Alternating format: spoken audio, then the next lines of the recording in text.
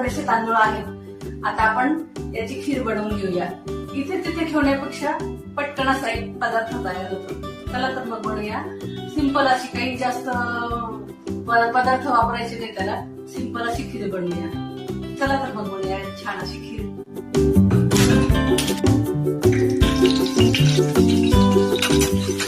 अनारसासाठी आपण जे पीठ तयार केलेलं आहे, त्याची जी कणी उरलेली आहे चाळून, त्याची आपण खीर बनवणार आहे. अगदी पाणी टाकायचं आहे.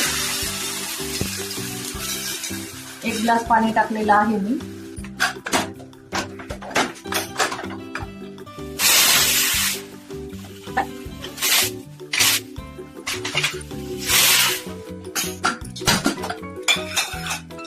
दूध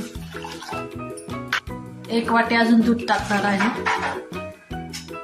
साखर, बडीशेप पूड, जायफळ वेलचीची पूड आहे.